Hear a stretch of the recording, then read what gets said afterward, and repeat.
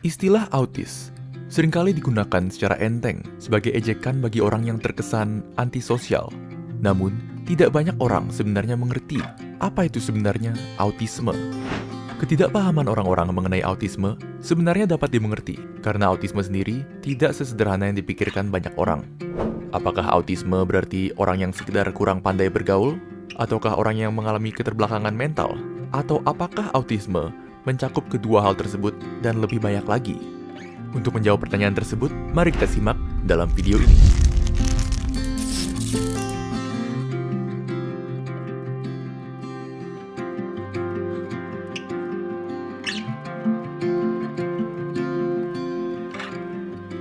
Autisme atau Autism Spectrum Disorder merupakan suatu gangguan perkembangan otak yang mempersulit penyandangnya dalam berkomunikasi atau berinteraksi dengan orang lain. Terdapat 3 gejala umum yang dapat ditemukan pada semua orang yang berada di bawah spektrum autisme. Namun, tingkat keparahan dari 3 gejala ini berbeda-beda bagi setiap penyandang autisme. Ketiga gejala ini adalah kurangnya keterampilan sosial, kesulitan berkomunikasi, dan gangguan perilaku.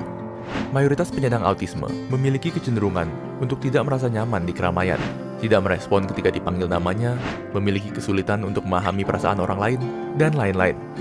Dalam hal komunikasi, penyandang autisme seringkali mengalami kesulitan memahami apa yang dikatakan orang lain, terutama jika diberi guyonan, lelucon, atau sarkasme. Bahkan, 40% dari anak-anak penyandang autisme tidak berbicara sama sekali saat kecil. Penyandang autisme juga memiliki kecenderungan untuk melakukan tindakan yang repetitif, seperti mengayunkan tangan atau mengatakan hal yang sama berulang kali. Perlu diingat bahwa tidak semua penyandang autisme sama. Terdapat 3 level autisme yang diurut berdasarkan tingkat keparahannya.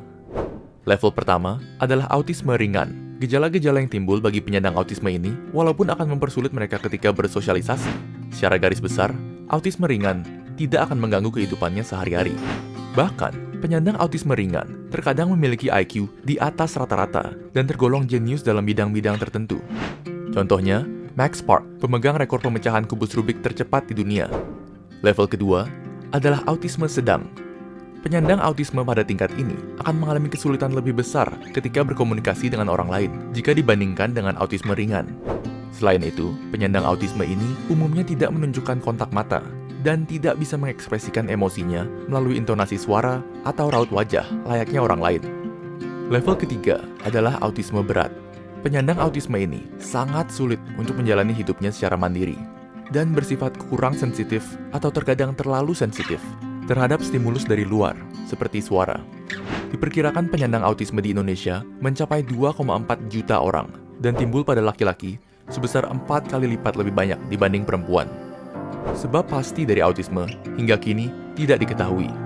Keambiguan dari autisme inilah digabungkan dengan frustrasi yang dirasakan orang tua ketika anaknya menyandang autisme, menyebabkan timbulnya berbagai macam teori konspirasi mengenai autisme. Salah satunya adalah mitos bahwa vaksin menyebabkan autisme. Kami akan mengatakan sekarang juga, vaksin tidak menyebabkan autisme. Berbagai studi epidemiologi skala besar telah membuktikan bahwa tidak ada hubungan antara vaksin dengan terjadinya autisme. Besarnya peran genetik pada timbulnya autisme juga membuktikan bahwa seorang penyandang autisme kemungkinan besar terlahir dengan autisme. Autisme merupakan kondisi seumur hidup. Namun, hal ini bukan berarti penyandang autisme harus sengsara seumur hidupnya. Dengan gabungan terapi dan lingkungan yang suportif, penyandang autisme dapat mengurangi gejala-gejalanya dan menjalani hidup yang bahagia. Hal terpenting yang perlu dilakukan orang tua adalah mengidentifikasikan autisme sejak dini, paling tidak sebelum anak masuk TK. Yang perlu dipahami oleh semua orang adalah cara berpikir dan cara seorang penyandang autisme memandang dunia luar berbeda. Dan berbeda bukan berarti salah. Begitu banyak orang berusaha untuk memaksa penyandang autisme untuk bersikap, dalam tanda kutip, normal. Namun, inilah yang normal bagi mereka, untuk sekarang dan selamanya. Oleh karena itu, mungkin saja kitalah yang justru harus memperbaiki diri sendiri, dan bersikap lebih akomodatif dan suportif terhadap sesama. Sekian untuk video kali ini. Apakah Anda kenal seorang penyandang autisme? Atau apakah Anda sendiri penyandang autisme? Ceritakan pengalaman kalian di kolom komentar di bawah. Dan jangan lupa untuk like, share, dan subscribe ke Neuron, supaya kalian tidak ketinggalan video-video baru kami. Jika ada topik yang kalian ingin kami bahas, kalian bisa tulis itu juga di kolom komentar. Semua link untuk sumber yang kami gunakan dalam video ini dapat kalian lihat di kolom deskripsi. Terima kasih telah menonton, dan sampai jumpa di video berikutnya.